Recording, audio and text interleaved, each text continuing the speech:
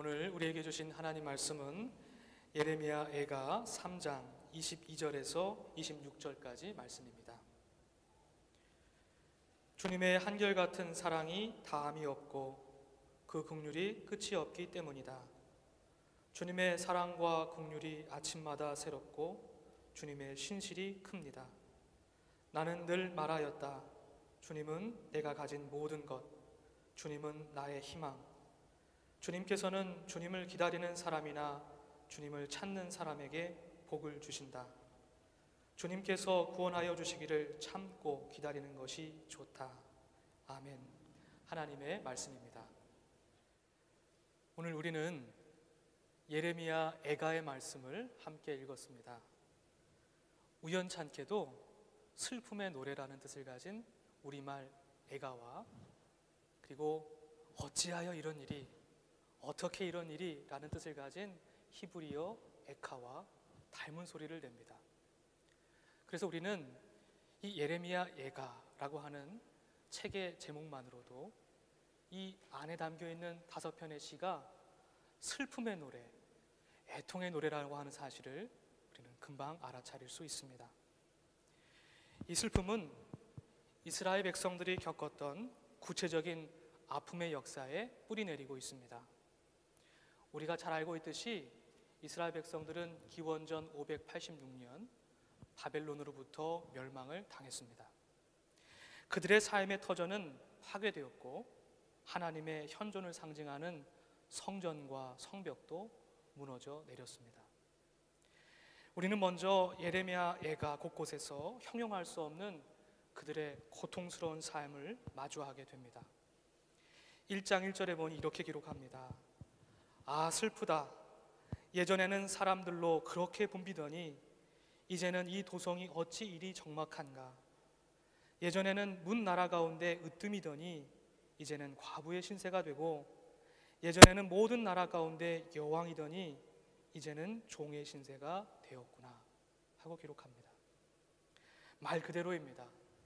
그들은 혹독한 노동을 견뎌내야 하는 노예가 되어버리고 말았습니다. 가장 심각한 것은 굶주림이었습니다. 온 백성이 생존을 위해 폐물을 주고 먹거리를 사야만 했습니다.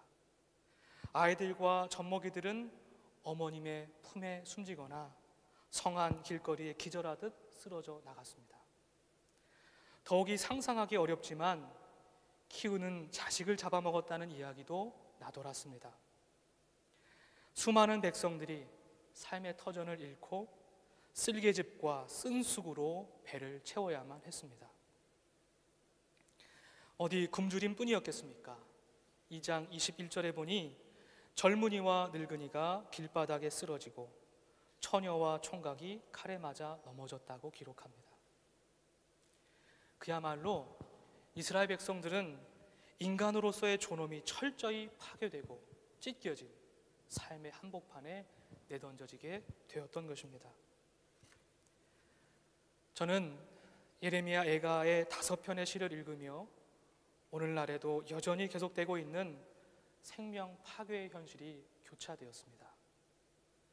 특별히 자유와 평화를 갈망하는 아프가니스탄 사람들, 그리고 미얀마의 사람들이 떠올려졌습니다. 여전히 말로 형용할 수 없는 고통이 슬픈 노래가 되고 있는 오늘의 현실이 성경의 삶의 자리와 크게 다르지 않다는 사실을 깨닫고 불편하고 안타까운 마음을 가지게 되었습니다. 그러나 애가서는 이 처절한 고통의 현실을 나열하는 것으로 멈추지 않고 있습니다. 애가서는 우리들에게 이스라엘 백성들이 어떻게 이 공동체적인 고난을 맞아들이고 견디어내고 이것을 극복해 나갔는지를 우리에게 보여주고 있습니다. 애가서는 다음에 3 부분으로 구성되어 있는데요. 첫 번째는 이스라엘 백성들의 철저한 현실 인식을 담고 있습니다. 1장과 2장과 4장에 기록되어 있습니다. 두 번째 부분은 이에 따른 그들의 진실한 믿음과 고백이 담겨 있는 것입니다. 바로 3장, 오늘 우리의 본문이 담겨 있는 3장이 그러합니다. 마지막으로 3번째 부분은 고통의 현실을 초월하는 그들의 공동체적인 기도가 담겨 있습니다. 5장에 기록되어 있습니다. 우리는 이러한 예레미야 애가서의 슬픔의 노래를 함께 따라 부르며 자연스럽게 지금 여기 우리가 경험하고 있는 이 고난의 현실을, 고통스러운 삶의 상황을 어떻게 대면하고 이겨내고 극복해 갈 수 있을지, 이것을 우리가 믿음 가운데 배우게 됩니다. 먼저 애가서에 드러난 이스라엘 백성들의 현실 인식과 고백 속에서 우리는 한 가지 특별한 사실을 발견하게 됩니다. 그것은 다름이 아니라 이 모든 재앙과 고통의 원인과 주체가 바로 하나님이시라는 고백입니다. 1장 13절 15절에서도, 그리고 2장 1절부터 8절까지 그 모든 행위의 주체가 바로 주님께서 라는 말로 되어 있습니다. 그 중에서 2장 17절 말씀은 이를 가장 집약적으로 드러내주고 있습니다. 다 함께 한번 2장 17절의 말씀을 읽어보겠습니다. 주님께서는 뜻하신 것을 이루셨다. 주님께서는 오래전에 선포하신 심판의 말씀을 다 이루셨다. 주님께서 너를 사정없이 부수시고 내 원수가 너를 이기고 즐거워하게 하시며 내 대적이 한껏 뽐내게 하셨다. 아멘. 언뜻 보면 우리는 이러한 표현들이 마치 하나님께 모든 고난의 원인과 책임을 돌리고 항변하려는 그런 목적을 지닌 것이 아닌가 하고 반문하게 됩니다. 그러나 이는 이 모든 파괴적 현실의 주체가 바벨론, 즉 인간의 힘과 권력이 아니라는 것을 선언하기 위함이었습니다. 왜냐하면 바벨론이 이 모든 역사의 주체가 될 때 그 회복의 주체 역시도 바벨론이 될 수밖에 없기 때문입니다. 그래서 이스라엘 백성들은 이 모든 것이 하나님의 뜻을 벗어긴 스스로의 죄와 허물에 근거한 것이며, 오직 하나님만이 우리를 고난 가운데 빠뜨리실 수도 있고 우리를 고난으로부터 건져내 주실 수도 있다라고 하는 사실을 믿음으로 고백하기에 이른 것입니다.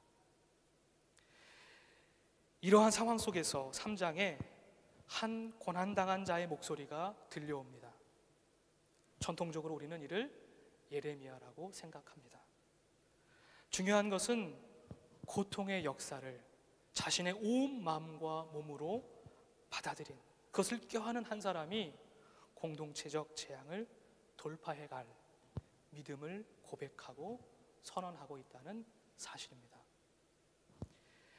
지난주에 말씀드렸다시피 이렇듯 한 사람의 믿음의 고백이 전체의 고백이 되고, 한 사람의 깨우침과 구원이 전체와 긴밀하게 연결된다는 사실을 예레미야 애가를 통해서도 우리는 깨닫게 됩니다. 그렇습니다.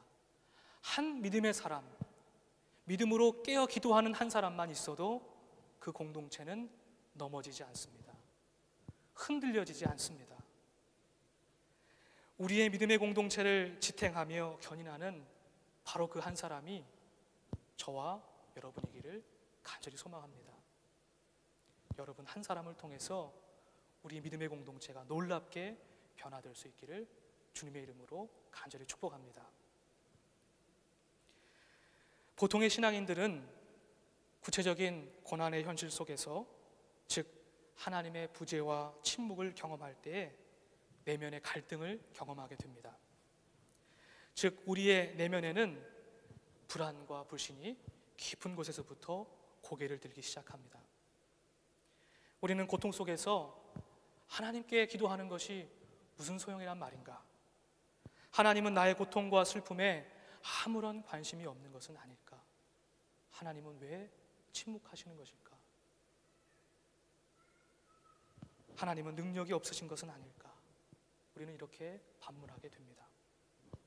어느 시인의 말처럼 우리의 슬픔은 하나님의 현존에 배치되는 가장 확실한 증거인 것처럼 보입니다.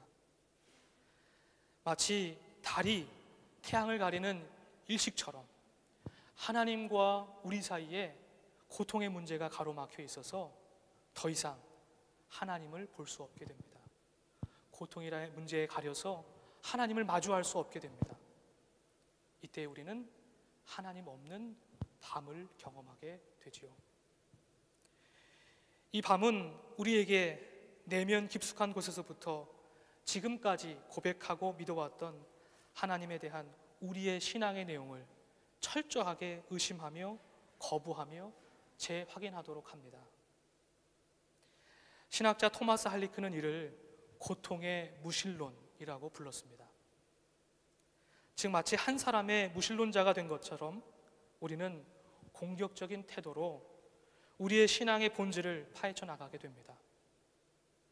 이렇듯 고통스러운 삶의 현실은 우리 내면에 신앙과 불신앙, 신뢰와 의심의 갈등을 불러일으킵니다. 분명 이스라엘 백성들도 이러한 갈등을 경험했으리라고 저는 생각합니다. 그러나 역설적이게도 바로 이 고통의 순간, 고통의 무신론을 경험하는 순간 우리 신앙은 다음 세 가지의 갈림길 앞에 서게 됩니다. 또 다른 신앙의 층위로 나아갈 수 있는 기회를 얻게 됩니다. 어떠한 신앙의 길을 선택할지는 우리의 몫입니다. 제일 먼저의 길은 바로 종교 근본주의의 길입니다. 극단의 길입니다. 이는 우리 내면의 고통의 무신론 자체를 허락하지 않습니다. 마치 욥의 세 친구들처럼 이를 단순히 불신앙으로, 죄로 매도하고 압도하려고 합니다. 그래서 스스로에게 그리고 인생의 밤을 살아가는 사람들에게 피상적이고 감성적인 권면을 하기도 합니다. 뿐만 아니라 고통스러운 삶에 대한 해석과 해결책, 즉 정답을 말해주려고 노력합니다. 그러나 이는 고통을 겪는 사람에게 또 다른 상처가 될 수 있다는 사실을 우리는 잘 알고 있습니다. 이렇듯 이 근본주의의 길에는 하나님의 구원을 기다리는 인내가 허용되지 않습니다. 다른 한편 또 다른 극단의 길은 고통의 무신론을 통해서 하나님을 부정하는 것입니다. 하나님의 침묵과 부재를 하나님 없음이나 신의 죽음으로 선언하는 것입니다. 그야말로 하나님 없는 삶으로 나아가게 되는 것입니다. 삶의 무게와 고통에 대한 원인과 책임을 하나님께 전가시키고 하나님을 떠나는 것입니다. 신앙생활을 더 이상 하지 않는 것입니다. 교회를 이탈하는 것입니다.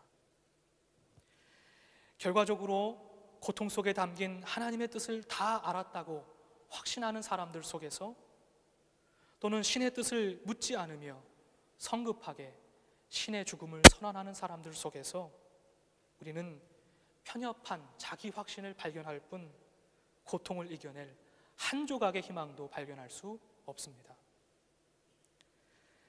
그러나 오늘 예레미야 애가는 우리에게 또 다른 삶의 길을, 또 다른 제3의 길을 제시해주고 있습니다.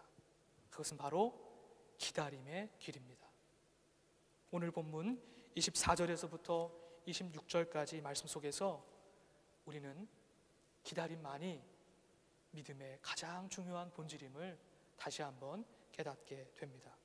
이 말씀을 함께 읽어보도록 하겠습니다. 주님은 내가 가진 모든 것, 주님은 나의 희망, 주님께서 주님을 기다리는 사람이나 주님을 찾는 사람에게 복을 주신다. 주님께서 구원하여 주시기를 참고 기다리는 것이 좋다. 아멘. 이 말씀은 우리 안에 찾아든 고통의 무게를 가벼이 여기지 않으면서도 하나님을 떠나버리는 허무주의에 빠지지 않도록 우리를 붙잡아주고 있습니다. 주님은 나의 모든 것, 주님은 나의 희망이라고 하는 이 믿음의 고백은 처절한 고통 가운데 우리의 마음과 믿음의 중심에서 일어나는 고통의 무신론을 정직하게 대면하고 이를 통과한 사람만이 할 수 있는 고백입니다. 그렇기 때문에 더욱더 진실하게 여겨집니다. 또한 주님의 구원을 기다리겠다고 하는 이 결단은 무턱대고 기다려보겠다는 순간의 결심으로 여겨지지 않습니다.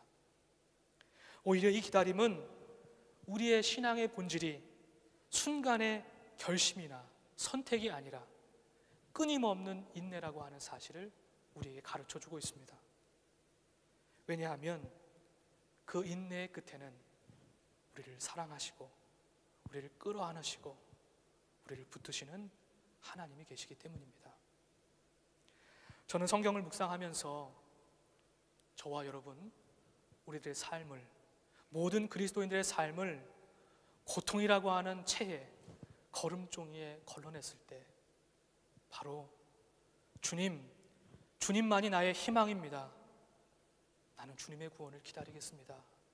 라는 이 단단하고 순결한 고백만이 남아 있어야 한다는 사실을 깨닫게 되었습니다. 하나님께서는 바로 이러한 믿음을 저와 여러분에게 지금 요청하고 계신 것입니다. 바라기는 이러한 믿음의 고백이 저와 여러분의 것이기를 원합니다.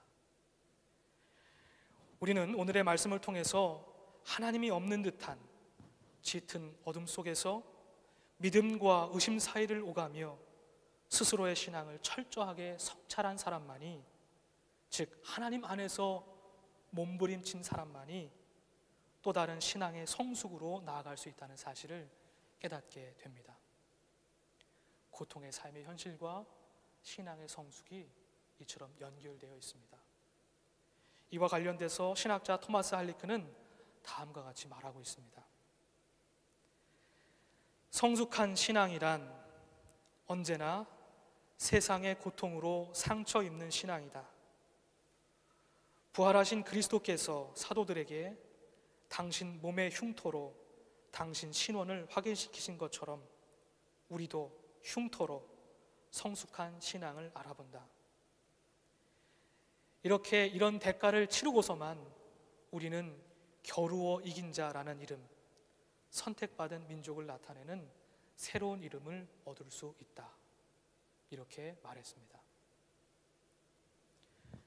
그의 말처럼 우리가 세상을 살아가면서 겪는 온갖 고통은 분명히 우리에게 깊은 상처가 될 수 있습니다. 그러나 역설적이게도 이 상처가 깊으면 깊을수록 우리는 한 걸음 한 걸음 더 신앙의 성숙의 과정으로 예수 그리스도의 길로 나아갈 수 있습니다. 왜냐하면 우리에게는 언제나 우리의 고난의 가운데, 이 고난 가운데 피할 길을 내어주시며 우리를 끝까지 붙드시는 하나님이 함께하고 계시기 때문입니다.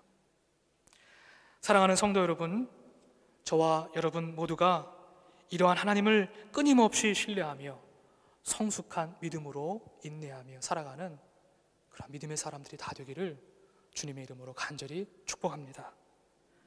그래서 우리의 삶이 비록 어제와 다르지 않은 고통스러운 삶의 하루하루라고 할지라도 그 가운데 주님의 크신 사랑과 긍휼이 아침마다 새롭습니다. 날마다 새롭게 경험됩니다. 주님의 신실하심이 큽니다. 주님이 나의 소망이십니다. 라고 고백하며 살아갈 수 있는 저와 여러분 되기를 주님의 이름으로 간절히 축복합니다. 함께 기도하겠습니다.